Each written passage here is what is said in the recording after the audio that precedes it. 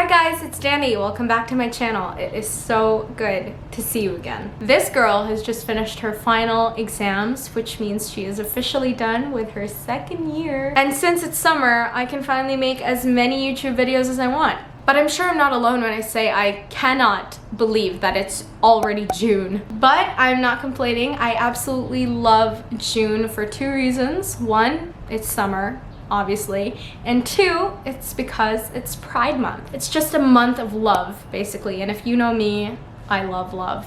Now, before we move on to the rest of the video, I want to sneak in a very quick history lesson just to tell you why we celebrate Pride Month and why it's in the month of June. The month of June was chosen for LGBT Pride Month to commemorate the riots held by members of the LGBT community against a police raid that took place at the Stonewall Inn in New York City on June 28, 1969. So the Stonewall riots were basically a tipping point for the gay liberation movement, and this movement also really paved the way for the modern fight for LGBT rights. So when you think of celebrating Pride Month, you usually think of the Pride Parade immediately. That's what at least I think of. But the Pride Parade is not the only way to celebrate Pride Month. You can have marches, concerts, poetry readings, and there are even memorials held for the LGBTQ members who have lost their lives to hate crimes or HIV and AIDS. Hello, ladies and gentlemen. I am say a poem for you called So.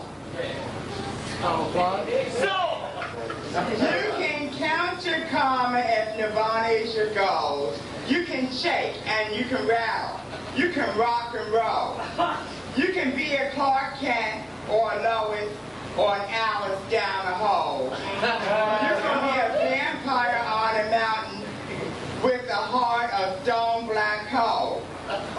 You can be a leather angel on a sleek black Harley bike. Or a redhead screaming faggot, or a dazzling dyke. You can lock yourself in a closet in a fine mean stove, but it really doesn't matter if you ain't got soul.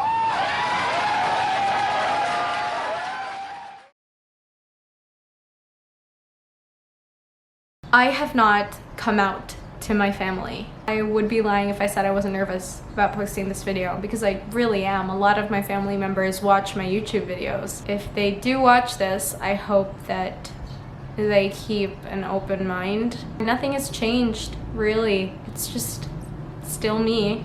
I'm still me. But I feel like this is something that's important to me. It's a story that I want to be able to share, and it is my own. And I don't think I should be afraid to tell my story because of what people might say or what the people that matter to me might say. But I know they're gonna love me no matter what. If you're watching this and you are my family, please do not tell mom. But I never had a formal coming out announcement. Like, I never sat my family down and said, this is who I am. Mainly because I feel like I didn't want them to be part of this area in my life. I just didn't really care if they knew or not. I think I was just really pressured to know that a lot of people from the LGBTQ community have told their families, and I feel like, oh my god, I think this is something that I need to tell my family.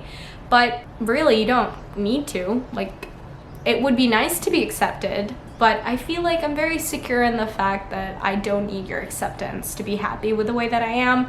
That's just me. I guess it just doesn't matter to me whether my mom accepts this part of me or not, because this is who I am. I mean, the only person that has to really accept me is me. She just doesn't get it. She doesn't get it, and she probably never will get it. I don't want to have to explain all of this stuff. Like, let me just live the way that I live and we'll be fine. Like, it doesn't change who I am if they approve of me or not. I mean, yeah, it would be nice if they were like, cool, but I really don't mind. And I guess I'm lucky that way because it doesn't matter to me. So me coming out wasn't really a big deal. I would just tell anyone who asked, and that was it. That was the whole thing. It didn't feel like a big grand like entrance outside of the closet. It was just me like kind of sneaking out at the back door like, yeah, I'm out of here. I wanted it to be like that, and I'm fortunate to have had the choice to make it like that. I know for some people it's much harder. So this is not a coming out story, but this is the story of how I found out I was bisexual. In 2014, I was 15 years old, and I was in my sophomore year of high school, and I had a boyfriend back then, and my sexuality was never a subject. It was never an issue, never came up. But one day I was scrolling through Tumblr, and I saw this very short, very brief video of this lingerie model named Melanie Iglesias. I didn't think of her the way I thought of Taylor Hill, who at 15 I thought was the most gorgeous girl I've ever seen. But with Melanie, it was a different feeling. Like, I knew she was beautiful, but I didn't see her the way I saw Taylor. Melanie was just different. Like, it was a confusing kind of feeling. Like, it was more than just finding her pretty. And note that this was in 2014, when there wasn't a lot of information about being confused about your sexuality. Well, maybe there was, but I wasn't surrounded with that type of media. I thought gay people would just wake up one day and be like, yep, I'm gay. So it was really difficult to be able to navigate through these feelings alone. I really, at that point, just needed to tell someone. Like, I needed to confide in somebody, and I knew the perfect person to confide to. I knew that she would never, ever judge me for anything that I would do, and that was my best friend, Katrina. Katrina and I had been best friends since 4th grade, and she's just the kindest, most thoughtful, nicest person that I know to this day. It was only then, when I went up to her, that I realized that I was going to admit that there was something going on that I didn't understand. Before I told her, I was on the verge of tears. Like, I was shaking in my boots,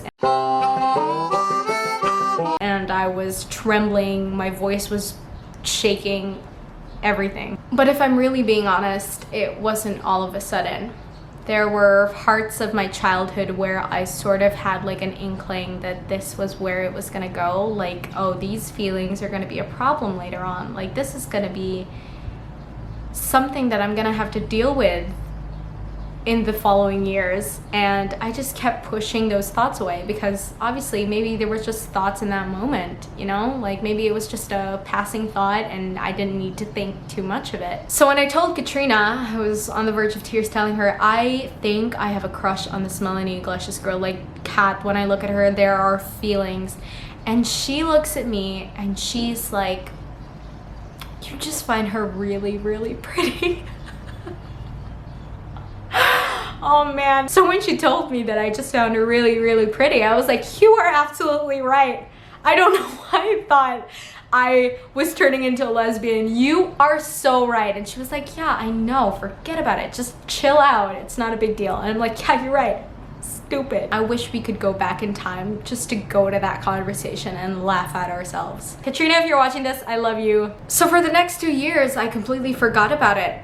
And I was facing so many boy problems, and I had school to worry about, so I forgot about girls entirely. But in 2016, I met the most unforgettable girl in the entire world. She was literally fresh air. Like, when you would look at her, it was like you were in the Amazon, because there was so much to look at and so much to see and so much to experience. And she was just that for me. She was the Amazon for me. And the reason why this girl was also really important to me was because she figured out that I was bisexual before I even knew. She called it. She was like, I think you're just bisexual. I think you're bisexual, but you just don't know it yet. And I was like, please. I just find girls really, really pretty. She really knows me. She can see right through me, and I find that really cool. And I think the best part of this video is that you will really get to see me struggle to figure out my identity, because I, since 2014, have kept a diary. I can see the way my thought process worked through the years trying to figure out my sexuality. And so I will now be showing some excerpts from my diary from 2014 to 20 forward. So I'll flash them on the screen and you can just pause if you want to read it.